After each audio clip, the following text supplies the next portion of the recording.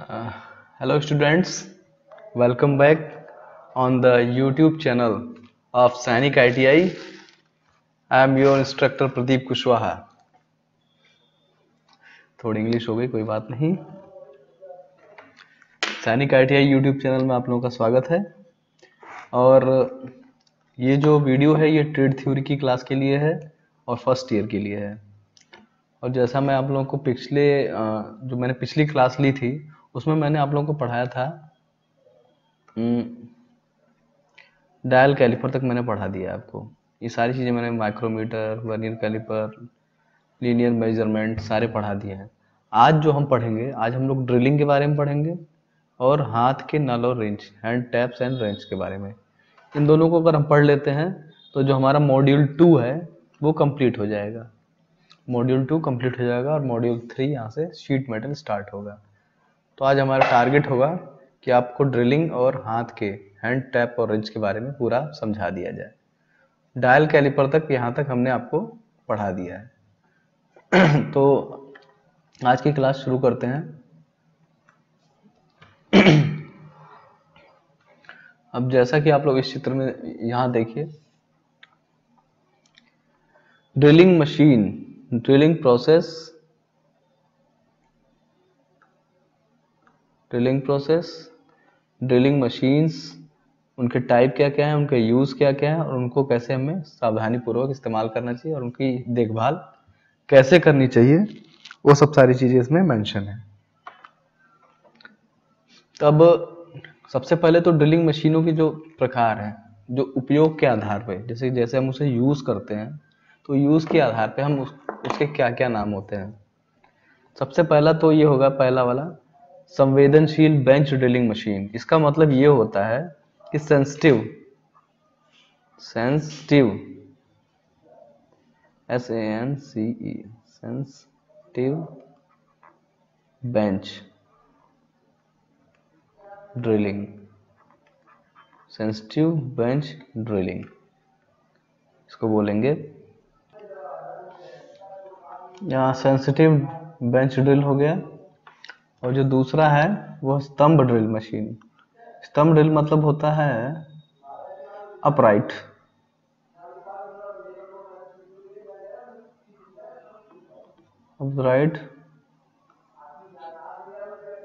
Drill press. Column drilling machine, COLOMN, column drill press.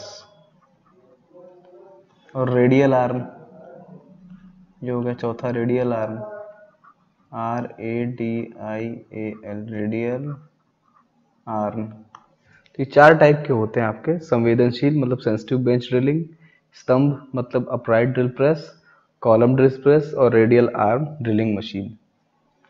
ठीक है. अब बारी बारी हम इसके बारे में अध्ययन करेंगे कि क्या क्या चीजें हैं ये. तो सबसे पहले हम पढ़ेंगे संवेदनशील bench drilling machine. Figure number 1. संवेदनशील मतलब सेंसिटिव बेंच ड्रिल मशीन. तो ये जो है इसको हम ये बोलते हैं सेंसिटिव बेंच ड्रिल मशीन.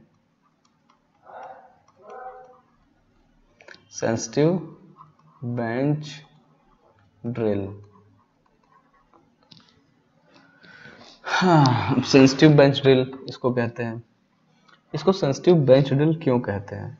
क्योंकि हर नाम के पीछे एक लॉजिक छुपा होता है.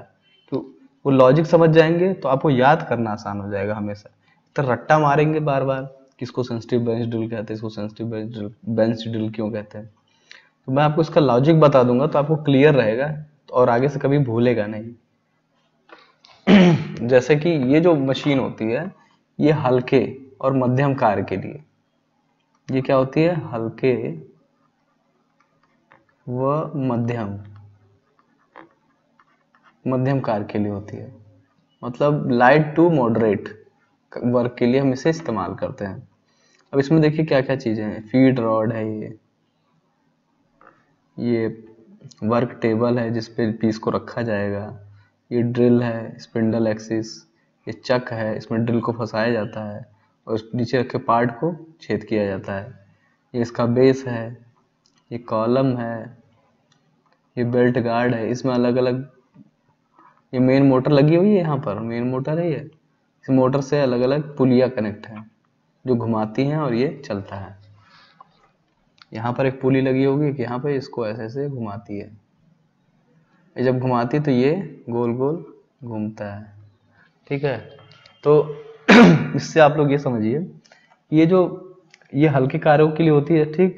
और दूसरा, जब हम इस पे कोई, इसके बेस पे कोई पार्ट रखते हैं, इसको सेंसिटिव क्यों कहते हैं? क्योंकि इसमें जो हम दबाव लगाते हैं ना, मान लीजिए कि यहाँ पर कोई पार्ट रखा हुआ है, इसको आपको छेद करना है नीचे की तरफ, जोर लगाना है। तो इसमें क्या है कि मशीन ऑटोमेटिक जोर नहीं लगाती, इसमें आपको, ह्यूमन को ही बेल्ट दिया हुआ है, इसको ऐसे घुमाना होता है नीचे की ओर। जब आप इसको नीचे की तरफ दबाव बनाते हैं तो ये ड्रिल भी नीचे की तरफ जाता है, और जितना दबाव इस हैंडल पर डालेंगे, फीड हैंडल पे जितना दबाव डालेंगे उतना ही दबाव जॉब पे पड़ता है। मतलब कि सेंसिटिव क्यों बोला गया? मतलब सेंस करना, आपको महसूस करना पड़ेगा।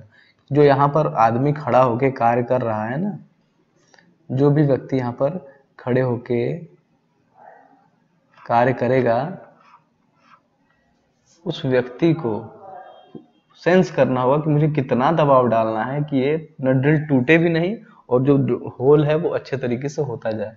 तब इस व्यक्ति के सेंस पे निर्भर करता है, तो ये सेंसिटिव है। अब हमें महसूस करके, सेंस करके उस चीज को ड्रिल करना होता है। इसको हाथ से जब हम इस पे जोर लगाते हैं तो हमें, जब ये नीचे टकराती है तो हमें कितना ज्यादा जोर की आवश्यकता है, कितना हल्का करना है, ये हमें अपने सेंस पे डिपेंड करता है। इसलिए इसको बोलते हैं हम सेंसिटिव बेंच ड्रिल। सेंसिटिव मतलब आप सेंस करके, उसको आप महसूस करके अंदाजा लगाते हैं कि आपको कितना उसमें प्रेशर लगाना है। मशीन कोई कैलकुलेटेड फोर्स नहीं लगाती है, इसमें व्यक्ति जो होता है ह्यूमनली खुद ही अपना फोर्स लगाता है, इसलिए इसको बोलते हैं सेंसिटिव बेंच ड्रिल मशीन। इसलिए आपको, मैंने इसको लॉजिक इसलिए बता दिया ताकि आपको याद रहे कि इसमें हैंडल का इस्तेमाल होता है, और हैंडल के इस्तेमाल की वजह से इसको सेंसिटिव बेंच ड्रिल कहा जाता है। और ये वर्टिकल, सीधी खड़ी होती है, ऐसे सीधे वे में रहती है, इसलिए इसको वर्टिकल बेंच ड्रिल कहा जाता है। इसमें बाकी अगला क्या है? अगला आपका है 2 और 3। हाँ, 2 में देखिए, अपराइट स्तंभ ड्रिलिंग मशीन। इसमें क्या दिखा रखा है? Stop the pulley belt, step the pulley high speed. देखिए इसमें क्या होता है कि मोटर से जब ड्रिल को स्पीड देनी होती है तो इस टाइप के पुली अरेंजमेंट का इस्तेमाल किया जाता है। जब मान लीजिए कि ये जो ये वाली जो लाइन है, ये लाइन है, ये मेन मोटर से कनेक्ट है, मेन मोटर से। तो अब मेन मोटर में क्या है, अगर डाया छोटा होगा तो स्पीड कम होगी। जैसे मोटर है, ये से घुमा रहा है, मोटर चल रही है पावर सप्लाई से, मान लीजिए पावर सप्लाई यहाँ पर है, से चल रही है। अब देखिए इसमें क्या है, मोटर का डायामीटर छोटा है, मोटर वाली पुली का, और जिससे यूज करना है ड्रिवन पुली जो है, ये है ड्राइवर पुली और ये ड्रिवन पुली। ड्राइवर और ड्रिवन में क्या अंतर होता है? ड्राइवर मतलब जो दूसरी पुलियों को चला रहा होता है, और ड्रिवन मतलब जो दूसरी पुली से चल रही होती है। तो हम लोग ड्राइवर पुली मतलब जो मेन मोटर से कनेक्ट हो उसे बोलेंगे ड्राइवर पुली, और जिस ड्राइवर पुली की सहायता से जो दूसरी पुलियां चलती हैं उन्हें हम बोलते हैं ड्रिवन पुली। तो ड्रिवन पुली का डाया बड़ा है और ड्राइवर का छोटा है, इससे क्या होगा, स्पीड कम हो जाएगी। अब जैसे जैसे हम इसका डाया बढ़ाते जाएं, अब यहाँ पर देखिए हमने इसका डाया बढ़ा दिया और इसका डाया भी कम कर दिया, तो क्या होगा, स्पीड थोड़ी सी बढ़ जाएगी। और यही और ज्यादा कर दें हम, डाया और बढ़ा दें और इसका डाया छोटा कर दें, तो स्पीड क्या होगी, और बढ़ जाएगी। तो स्पीड बढ़ाने का ये जो मेथड होता है पुली की डायमीटर को घटा के और बढ़ा के। तो जितना ड्रिवन पुली की डायमीटर बड़ा होगा उतना स्पीड ज्यादा होगी, इतना छोटा होगा स्पीड इतनी कम होगी। यहाँ पर फिगर नंबर 3 में देखिए, फिगर नंबर 3 में क्या है, ये एक पिलर ड्रिलिंग मशीन है। ये क्या है, ये एक पिलर ड्रिलिंग मशीन है जिसमें देखिए यहाँ पे मोटर लगी हुई है, इसके अंदर भी बेल्ट लगा हुआ है। ऐसे मोटर घूम रही है तो यहाँ पे भी एक बेल्ट है, यहाँ भी ये घूम रही है, जिससे ये ऐसे घूम रहा है। जो चक है हमारा ड्रिल वाला वो घूमता है। ये कॉलम है, ये वर्क टेबल है जिसपे आपको जॉब रखना है, नीचे बेस है। अब ये अधिक शक्तिशाली, इसमें मोटर भी बहुत शक्तिशाली लगा होता है। इसका उपयोग लाइट ड्यूटी हल्के कार्य के लिए और मीडियम कार्यों के लिए किया जाता है। इसका उपयोग लाइट ड्यूटी। और इसके बाद मशीनों का, ये ड्रिलिंग मशीनें फर्श पर लगी होती है और अधिक शक्तिशाली। इसके बाद क्या है, इनका उपयोग लाइट ड्यूटी कामों में किया जाता है। पिलर ड्रिलिंग मशीन विभिन्न आकारों में उपलब्ध होती है।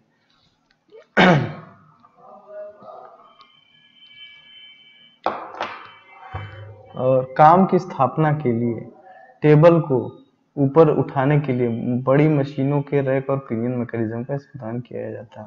जैसे यहाँ पर क्या है, ये जिस पे कोई जॉब लगाना है आपको, इसको जॉब लगा के इसकी हाइट को एडजस्ट करना है। अगर इसके लिए क्या होता है, रैक पिनियन मैकेनिज्म के साथ इसमें मशीनों का रैक प्रदान किया जाता है ताकि ऊपर और नीचे आसानी से हो सके।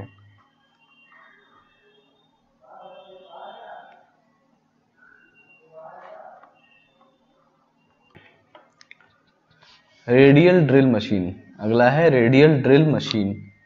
रेडियल ड्रिल मशीन में क्या होता है, इसके मशीन के बारे में पढ़ेंगे, इसके उपयोग के बारे में और इसकी विशेषताओं के बारे में पढ़ेंगे। रेडियल ड्रिल मशीन का सबसे पहले इस्तेमाल जो होता है वो बड़े व्यास के छेद करने के लिए होता है, और दूसरा किसी एक जॉब में मल्टीपल होल, कई सारे होल करने हैं तब इसका इस्तेमाल किया जाता है। भारी वर्कपीस, कोई बड़ा वर्कपीस है उसमें होल करने के लिए किया जाता है, मतलब हैवी जॉब के लिए। क्या होता है, हैवी जॉब। किसी भी हैवी जॉब में अगर हमें ड्रिल करना है तो हमें रेडियल ड्रिल मशीन का इस्तेमाल करना चाहिए। जैसा आप लोग इस चित्र में देखिए, इस चित्र में आप लोग देख रहे हैं रेडियल ड्रिल मशीन में एक आर्म है जिस पर एक स्पिंडल का हेड लगा होता है, ये वाला। धुरी के सिर के रेडियल बाह के साथ ले जाया जाता है और किसी भी स्थिति पे बंद किया जा सकता है।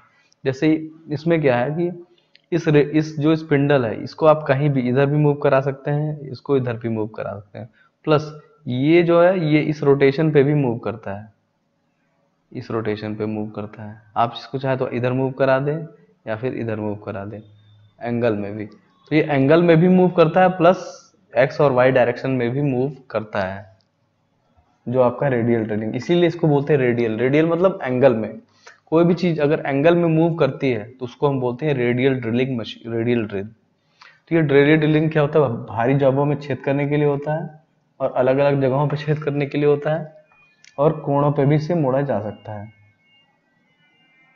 ठीक है। स्पिंडल हेड पर लगा मोटर स्पिंडल को घुमाता है। ये देखिए यहाँ पर एक मोटर लगा हुआ है जो इस स्पिंडल को घुमाता रहता है। और variable speed gear box RPM की एक बड़ी रेंज प्रदान करता है। जैसे इसमें भी क्या होता है, जो गियर बॉक्स होता है उसमें विभिन्न प्रकार, आप जो भी आरपीएम चाहें उस आरपीएम पे इसको सेट कर सकते हैं। और इसमें जो होता है कि लेफ्ट हैंड साइड और राइट हैंड साइड, आप दोनों साइड से इसमें ऑप्शन होता है कि आपको या तो उसको क्लॉकवाइज घुमा लीजिए या फिर एंटी क्लॉकवाइज घुमा लीजिए, दोनों ऑप्शन इसमें दिए होते हैं। और उसके बाद एहतियात क्या बरतनी चाहिए, सुनिश्चित करें कि कंपन से बचने के लिए धुरी, सिर और हाथ ठीक से बंद हैं।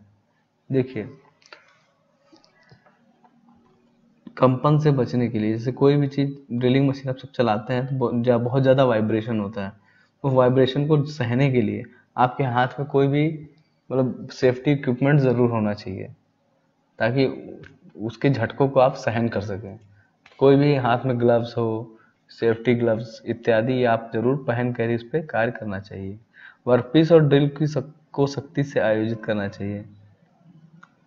वर्कपीस और ड्रिल, वर्कपीस और ड्रिल में क्या होता है, वर्कपीस को अच्छे तरीके से बांध कर रखना चाहिए। थोड़ा सा भी लूज होगा तो क्या होगा, ड्रिल मशीन सब चौपट कर देगी, या तो खुद टूट जाएगी या जो आपको तोड़ देगी, या बहुत बड़ा एक्सीडेंट हो जाएगा। इसलिए कभी भी जो होता है ड्रिल और वर्कपीस, इन दोनों के बीच का जो कॉम्बिनेशन होता है एकदम परफेक्ट होना चाहिए हर कंडीशन में। उपयोग के बाद स्पिंडल के हेड को पिलर के पास वापस ले जाएं। उपयोग के बाद जो स्पिंडल का हेड होता है उसको पिलर के पास वापस ले जाना चाहिए, और उपयोग में न होने पर बिजली को बंद कर देना चाहिए। ड्रिल चक या सॉकेट को हटाने के लिए ड्रिफ्ट का उपयोग कीजिए। और इसके बाद क्या है, उपयोग के बाद मशीन को साफ करना है, तेल लगाना है। चिप्स और वायर को साफ करने के लिए ब्रश का प्रयोग करें। बहुत बेसिक चीजें जो हर बार आपको बताई जाती है कि किसी भी मशीन का रख रखाव करने के लिए उस मशीन का मैनुअल आपको पता होना चाहिए। उसमें time to time oiling, greasing, साफ सफाई, सारे कार्य टाइम टू टाइम अगर आप करते रहेंगे तो आपकी मशीन की जो लाइफ है, अगर वो 10 साल है तो दी है तो वो 15 साल तक चलेगी, ये गारंटी है। किसी भी चीज का रख रखाव बहुत ज्यादा मायने रखता है कि हमें उस चीज को कैसे रखना है। इसके बाद अगला है गैंग ड्रिलिंग मशीन और multiple spindle head drilling machine. तो अब इसका मतलब क्या है, gang drilling machine. Gang drilling machine से क्या आपका तात्पर्य, ये हमें जानना है इसमें। और मल्टीपल स्पिंडल हेड मशीन है, उसका क्या तात्पर्य है। तो शब्दों से ही हमें खेलना है। गैंग मतलब क्या होता है, जिसमें एक से ज्यादा कई लोग होते हैं, ग्रुप में होते हैं, उसे बोलते हैं गैंग। तो गैंग ड्रिलिंग मशीन मतलब मशीनों का समूह, मशीनों का समूह, मशीनों का समूह मतलब गैंग, इसी को बोलते हैं गैंग। अब ये होता क्या है, यहाँ पर देखिए फिगर नंबर 1 में देखिए आप लोग, इसमें कितनी मशीनें हैं, मशीन 1 है, 2, 3, 4। अब ये अलग अलग मशीनें हैं और ये क्या सारा मिलके मशीनों का एक गैंग बन जाता है। अब इसमें क्या होता है कि हर मशीन में कटिंग जो टूल है वो लगे हुए हैं, इसमें भी लगा हुआ है, इसमें भी लगा हुआ है, इसमें भी लगा है, इसमें भी लगा है।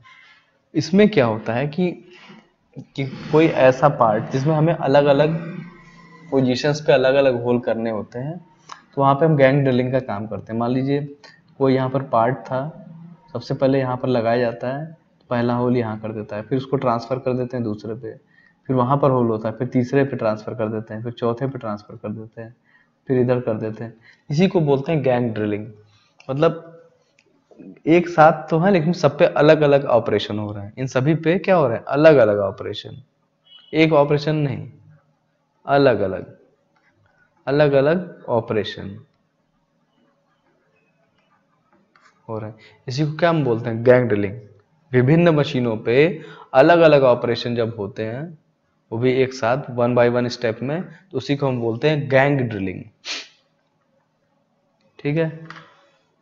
इसके बाद क्या है, मल्टीपल स्पिंडल हेड मशीन।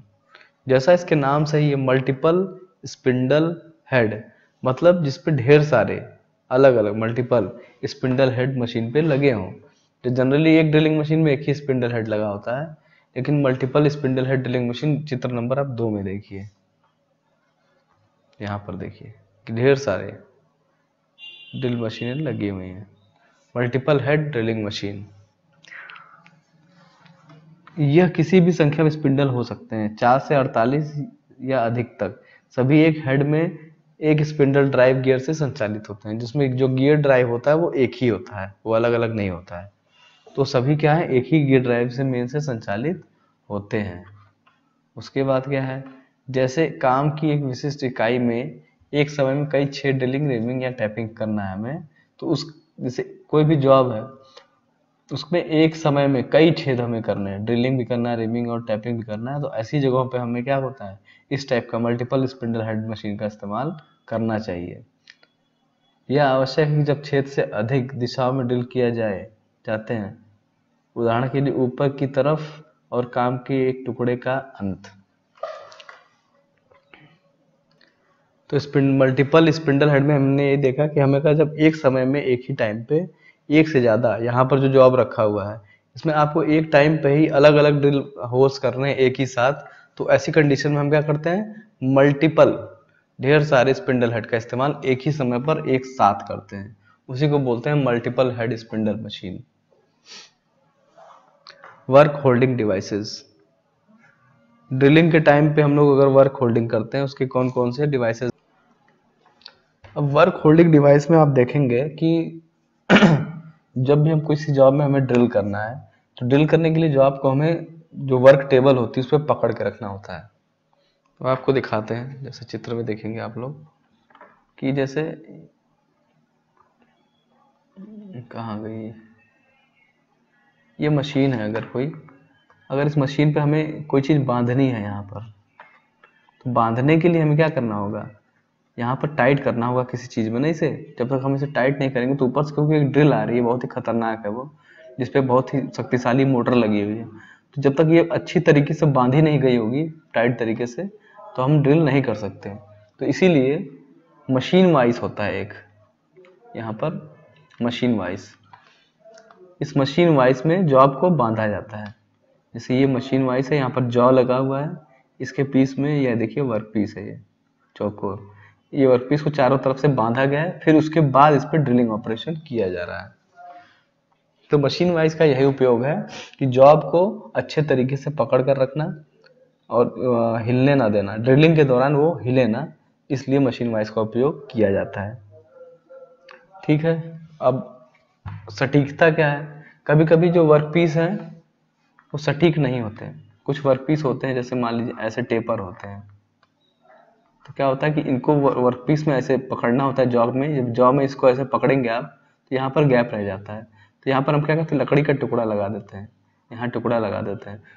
तो ऐसी कंडीशन में हम क्या करते हैं, यहाँ पर वो वर्क पीस में, जैसे मान लीजिए इस चित्र में देखिए फिगर नंबर 2 में, कि यहाँ पर एक एल शेप का वर्क पीस है यहाँ पर, जिसमें छेद करना है। तो हमने क्या किया, यहाँ पर देखिए लकड़ी के पैक गुटके लगा दिए अलग अलग, गुटके लगा के क्लैंप में अच्छे तरीके से टाइट कर दिया। इसको टाइट करने के बाद क्या होगा, लकड़ी से पूरा सपोर्ट मिल जाता है और ये जो हिस्सा होता है, ये जो जॉब, वो पूरी तरह से टाइट हो जाता है। जब पूरी तरह से टाइट रहेगा तो फिर उसके ऊपर जब आप ड्रिल प्रोसेस करेंगे तो जहां चाहेंगे आप वहां पर होल कर सकते हैं। अगर ये जॉब हिल रहा होता, क्या ये होल हो पाता, पॉसिबल नहीं है।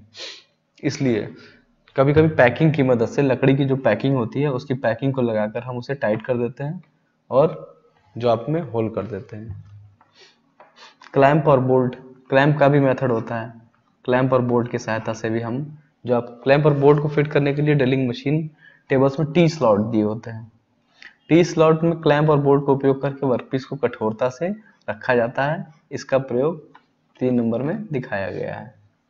ये देखिए फिगर नंबर 3 में ये ऐसे क्लैंप है और ये बोल्ट है और इसको यहाँ करके टाइट कर दिया है और ये यहाँ पर ये जो जॉब है वो अच्छे तरीके से टाइट रहेगा। और उसके बाद जब उस पर आप ड्रिल ऑपरेशन करेंगे तो इसमें कोई भी मतलब वाइब्रेशन या हिलने की संभावना नहीं बचेगी। अब जैसे टी स्लॉट के बारे में बात कर रहा है, इसमें टी स्लॉट में क्या होता है, ये देखिए ये होता है टी स्लॉट।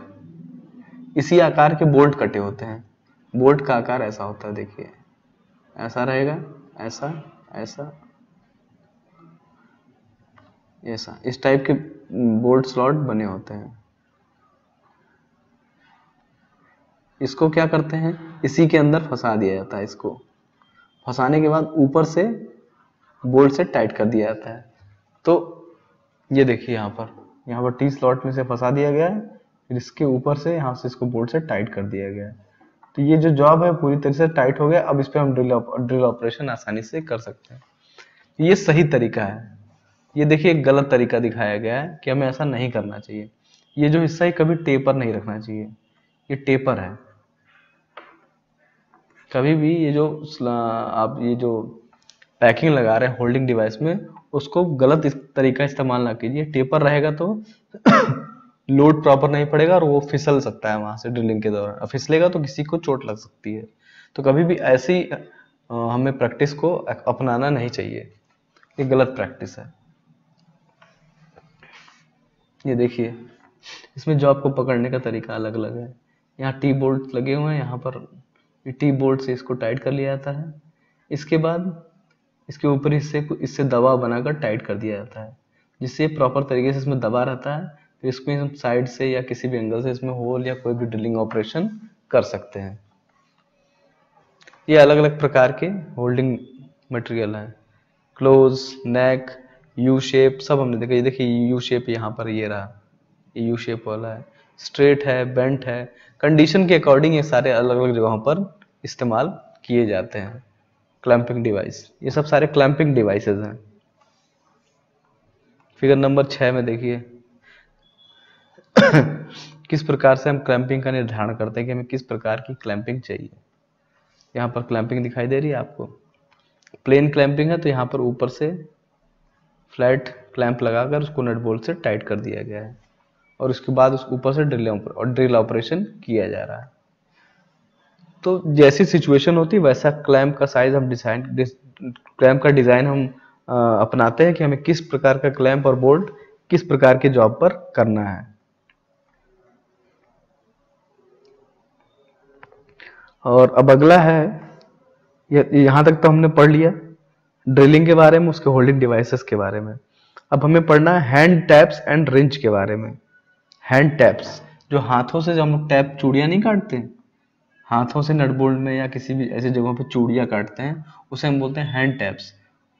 और उसके कौन कौन से रिंचेस हैं, तो थ्रेडिंग हैंड टैप के उपयोग बताने हैं, और बहुत सारी इसमें से हाथ नल की विशेषताएं, सेट के विभिन्न नलों के बीच का अंतर, ये सब सारी चीजें हमें इस वाले भाग में पढ़नी है।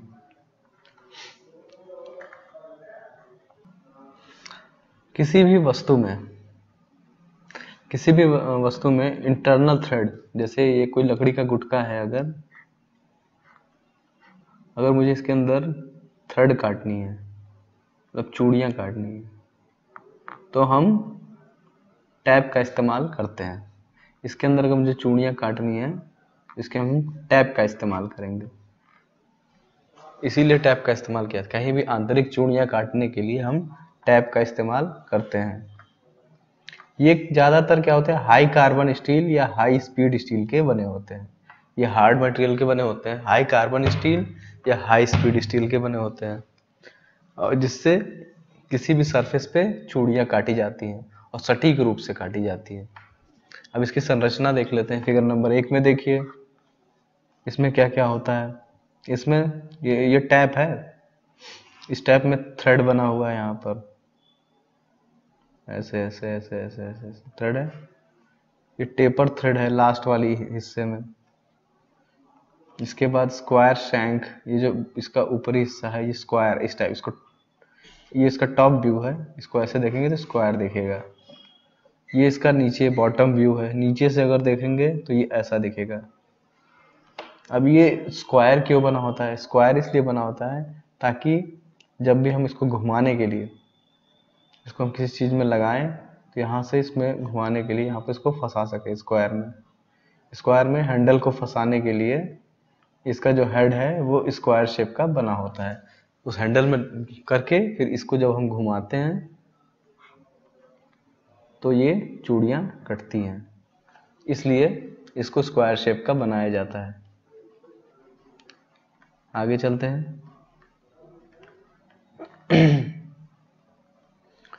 इसमें भी क्या होता है कि फिगर नंबर 2 में देखिए, अब आप फिगर नंबर 2 में देखेंगे तो देखेंगे कि टेपर भी ये जो टैप है वो भी 3 टाइप के अलग अलग बनाए गए हैं। कौन कौन से बनाए गए हैं, पहला जो है टेपर टैप, ये देखिए पहला क्या है, टेपर टैप। दूसरा ये है इंटरमीडिएट टैप, तीसरा बॉटमिंग टैप, तीसरा बॉटमिंग टैप। तो पहला जो टैप टेपर टैप है, ये देखिए यहाँ पर, इसमें 4 डिग्री का फर्क होता है। दूसरा इंटरमीडिएट में 10 डिग्री का फर्क होता है यहाँ पर, और बॉटमिंग टैप में 20 डिग्री का फर्क होता है। कुल मिलाकर यही अंतर है। जो ये टेपरिंग होती है ना, ये बस इतने हिस्से में होती है, लास्ट वाले हिस्से में। ये क्या होता है, टैप थ्रेड शुरू करने के लिए टैप द्वारा उन छेदों को माध्यम से पूर्ण थ्रेड बनाना संभव है जो गहरे नहीं है। जो टेपर वाले होते हैं, टेपर वाले से क्या होता है कि जो कम गहराई वाले होते हैं, कहीं हमें कम गहराई में अगर कोई थ्रेडिंग करनी है तो हम जो टैप होता है टेपर टैप, उसका इस्तेमाल करते हैं। कम गहराई के लिए taper tap, TAPER taper tap का इस्तेमाल करते हैं कम गहराई के लिए। उसी प्रकार जो अगला है, थोड़ा सा इंटरमीडिएट टैप, तो थोड़ा सा ज्यादा, जैसे कोई वस्तु है जो थोड़ी सी ज्यादा गहरी है, बहुत ज्यादा गहरी नहीं लेकिन थोड़ी ज्यादा गहरी है, तो वहां पर हम क्या करते हैं, इंटरमीडिएट टैप का इस्तेमाल करते हैं। लास्ट है प्लग या बॉटमिंग टैप। ये ऐसी जगह पे इस्तेमाल होता है जहाँ पे ब्लाइंड होल हो। जैसे हम ब्लाइंड होल मतलब क्या होता है, जैसे ये कोई होल है, ये आर पार है, लेकिन एक होल ऐसा होता है जिसमें केवल यहीं तक होता है, वो आर पार नहीं होता। तो आर पार होल जहाँ नहीं होते हैं, ऐसी जगहों पर होल करने के लिए बॉटमिंग टैप का इस्तेमाल किया जाता है। ये पूरा नीचे तक थ्रेड को बनाते हैं। तो ये अंदर जाकर क्या करते हैं, थ्रेड काटते हैं, जिसमें हम बाद में चूड़ियों की सहायता से कोई भी चीज टाइप करते हैं। तो बॉटमिंग टैप का इस्तेमाल क्या है, जहां पर ब्लाइंड होल है। बॉटमिंग टैप मतलब ब्लाइंड होल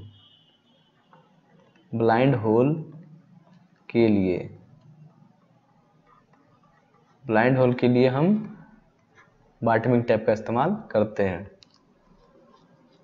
तो कुल मिलाकर ये 3 टाइप के होते हैं।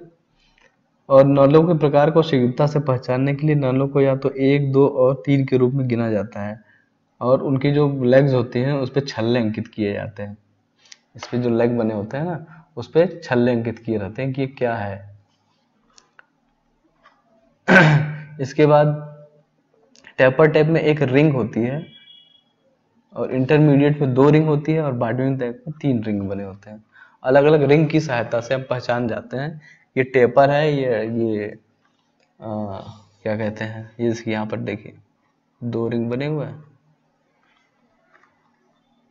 अलग अलग रिंग। ये देखिए टेपर टैप में 1 रिंग बना है, इसमें 2 बने हैं, इसमें 3 बने हैं। तो इससे आप समझ जाएंगे कि कौन सा है, ये पहला टेपर टैप है या इंटरमीडिएट टैप है या बॉटमिंग टैप है। बॉटमिंग टैप किस में काम आता है, ब्लाइंड होल में, और टेपर और इंटरमीडिएट टैप क्या होता है, आर पार होल करने के लिए इस्तेमाल किए जाते हैं। अब टैप रिंच क्या होता है, अब हमने टैप तो देख लिया, अब टैप को किसके माध्यम से घुमाएंगे, क्योंकि कोई भी चीज थ्रेड बनाने के लिए हमें घुमाना पड़ता है। तो उनको घुमाने के लिए रिंच का उपयोग, जैसे नट बोल्ट को टाइट करने के लिए रिंच का उपयोग करते हैं, उसी तरह टैप को भी घुमाने के लिए उनके भी रिंच अलग अलग प्रकार के बने होते हैं। तो उनको पकड़कर घुमाने के लिए जैसे double ended adjustable tap wrench यहाँ पर दिखाई दे रहा है आपको, यहाँ पे इसमें ये देखिए, ये जो हिस्सा बना हुआ है, इसको हम घुमाते जाएंगे तो ये ओपन होता जाएगा, खुलता जाएगा। ये खुलने के बाद उसको टैप में ऊपर फंसा देते हैं, उसका टैप का हेड इसके बीच में फंसा देते हैं, टाइट कर लेते हैं, फिर इसको घुमाते हैं। इसको घुमाने से क्या होता है, टैप को हम धीरे धीरे घुमा घुमा कर चूड़ियाँ काटते हैं। यह सबसे अधिक इस्तेमाल किया जाने वाला टैप रिंच है, सबसे ज़्यादा यही इस्तेमाल होता है। विभिन्न आकारों में उपलब्ध होता है। ये टैप बड़े व्यास के नलों के लिए अधिक उपयुक्त होता है। खुले स्थानों पर उपयोग किए जा सकते हैं, जहाँ पर ओपन एरिया है, आराम से इस्तेमाल हो सकता है, और जहाँ नल को चालू करने के लिए कोई बाधा नहीं। जैसे इसको जब आप इसको घुमाते हैं तो कोई भी बाधा उत्पन्न नहीं होती। और जॉब के आधार पे हल्का कार्य के लिए अलग टैप रेंज, मीडियम कार्य के लिए अलग तथा हैवी लोड के लिए अलग अलग टैप रेंज का इस्तेमाल किया जाता है। फिगर नंबर 4 में देखिए T handle tap range. T handle में क्या होता है, यहाँ पर देखिए जैसा शेप में दिख रहा है ना, टी टी आकार का बना हुआ है। इसके यहाँ इस सिरे पे टैप के हेड को पकड़ा जाता है और पकड़ के घुमाया जाता है, पकड़ के इसको घुमाया जाता है। जब इसको घुमाएंगे तो टैप से क्या होगा, चूड़ियां कटेंगी और वो टाइट होता जाएगा। इसमें देखिए इस टैप के हेड के समान जिसका जो सिरा है, जैसे मैंने आपको दिखाया था टैप का हेड, यहाँ पर ये देखिए टैप का हेड ऐसा क्यों बनाया जाता है, ऐसा इसलिए बनाया जाता है जैसे ये वाला हिस्सा, ताकि ये हिस्सा उस वाले हेड में आसानी से एडजस्ट हो जाए। फिर जब आप इसको घुमाएंगे तो ये आसानी से टाइट हो जाएगा या लूज हो जाएगा, तो थ्रेड कटने में आसानी होगी। तो इसीलिए इनकी शेप के आधार पे, हेड की शेप के आधार पे अलग अलग साइज के टैप रेंच बनाए जाते हैं, अलग अलग टाइप के।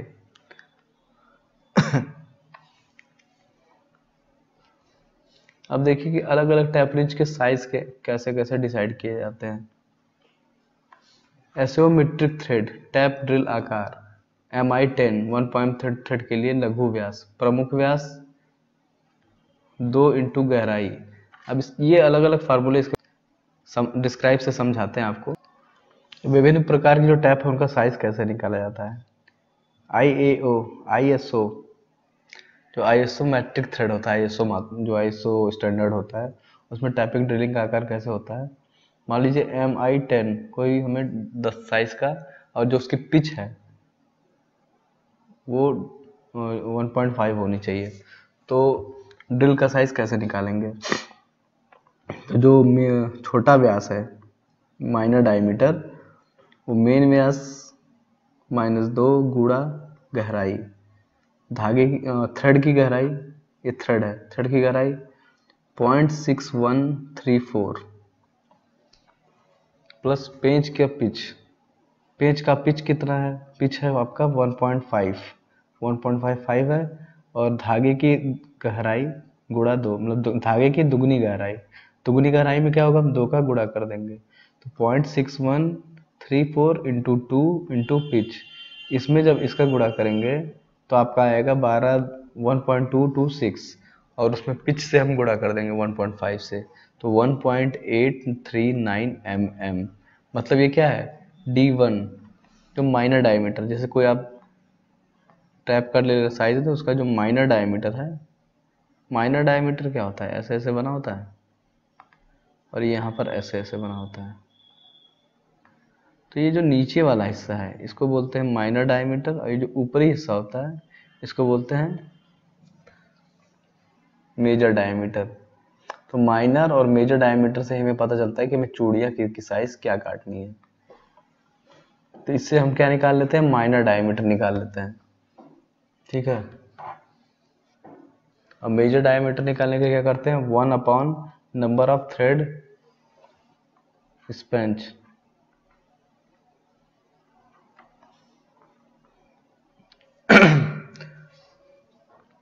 Number of thread. अब यहाँ पर हमें जब टोटल साइज निकालना है टैप का, टोटल साइज निकालने के लिए हम क्या करेंगे, जो उसका प्रमुख व्यास माइनस पिच, प्रमुख व्यास 10 mm है, और मान लीजिए और उसका जो पिच है वो 1.5 है, तो 8.5 हो जाएगा। और जब इसका हम टैप का आकार निकालेंगे, जब मेजर डायमीटर, मतलब माइनर तो हमने निकाल दिया जो इसका था 8.2 mm, मेजर डायमीटर निकालने के लिए बाहरी वाला, इसका बाहरी डायमीटर निकालने के लिए हमें एक फार्मूला होता है 1 अपॉन नंबर ऑफ थ्रेड पर इंच, मतलब 1 इंच में कितने थ्रेड, जैसे ये थ्रेड कटे हुए हैं तो 1 इंच में कितने हैं वो हम काउंट करते हैं। तो लगभग 1 इंच में 11 थ्रेड कटे होते हैं। तो टैप का ड्रिल साइज होगा वो ये 5 8 1 11, मतलब 625। ये सारणी है, ये जो साइज आप देख रहे हैं ना, इस सारणी के अनुसार आ रहा है, नीचे एक सारणी दी हुई है, उसमें आप देखेंगे तो ये आंसर आ जाएगा। टैप ड्रिल का साइज 0.534 होगा। अगर हमें होल करना है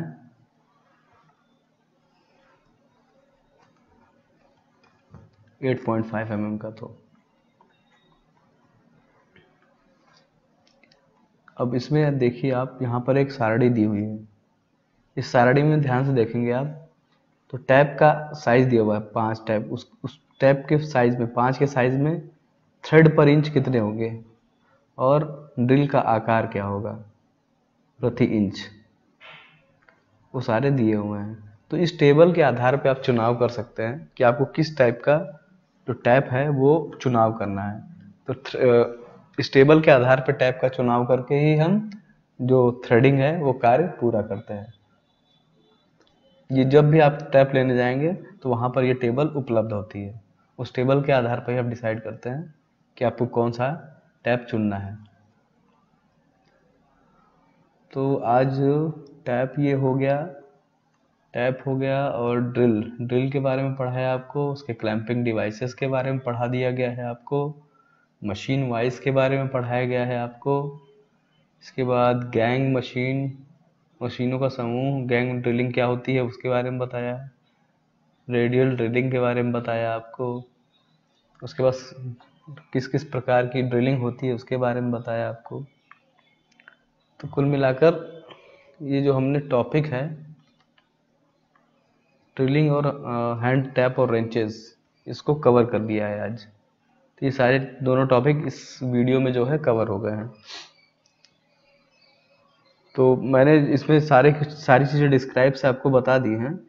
अभी आपको कोई भी डाउट है या कोई सवाल है आपके मन में या कुछ पूछना है तो आप लोग कमेंट बॉक्स में कमेंट करके कोई भी सवाल पूछ सकते हैं इससे रिलेटेड, इस टॉपिक से रिलेटेड। और वीडियो अगर आपको पसंद आ रहा है तो लाइक करें, सब्सक्राइब करें और शेयर भी करें। तो आशा करता हूँ कि आज का वीडियो आप लोग को पसंद आया होगा और आगे भी आप लोग इसी तरह सपोर्ट करते रहेंगे। तब तक के लिए गुड बाय।